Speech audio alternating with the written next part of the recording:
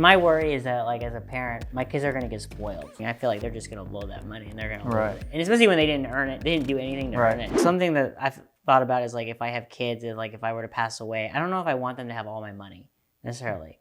Like, what I mean is, I'm not necessarily like donating it, but I feel like I want them to earn it in the sense of, like, just being my son or daughter doesn't, like, give you automatic access necessarily. Like things like having conditions like if you go to college, then I'll give a percentage of it potentially. Or if you do something like say if I say, like, if you do like a year of martial arts or something, then I could give you a certain percentage or a certain amount. I'm curious if there's like ways to do things like that where, like, you have to have like maybe like certain achievements.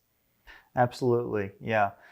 Lots of clients want to attach strings like that or milestones. Yeah. You have to be careful with that though, because, take the martial arts example.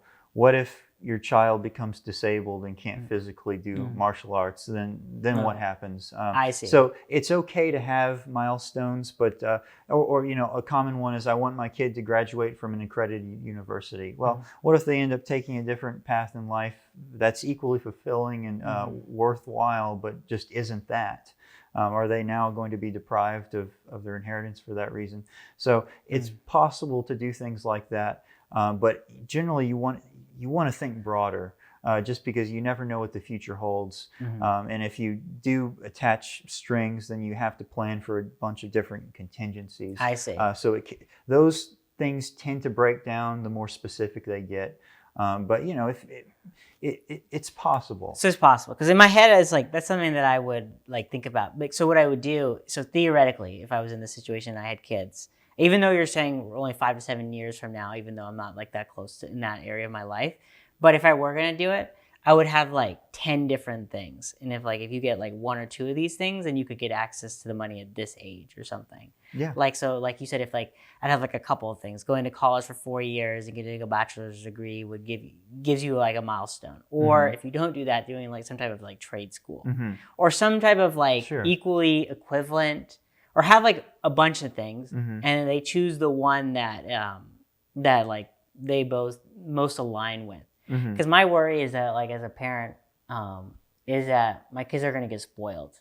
Yeah. And so, and like you said, it's also about like getting the money too soon. If they get them when they're just like turn 18 or something, I feel like they're just going to blow that money and they're going to lose it. And especially when they didn't earn it, they didn't do anything to earn it. And so that's what in my head is like, especially if I give heirs to my heirs that are young, that I want to make sure that they use that money wisely.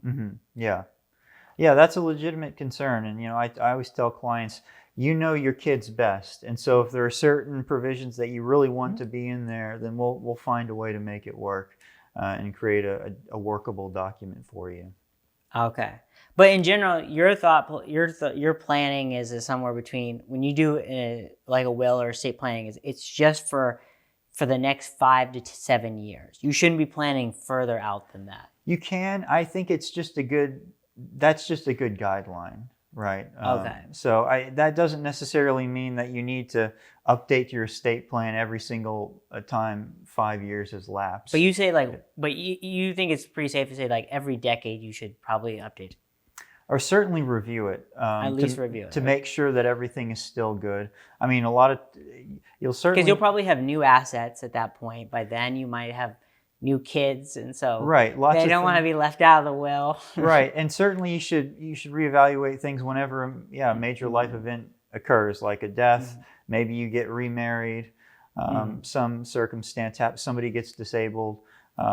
Any major life event is a good reason to revisit your estate plan and evaluate whether it still works or whether some additional changes are needed.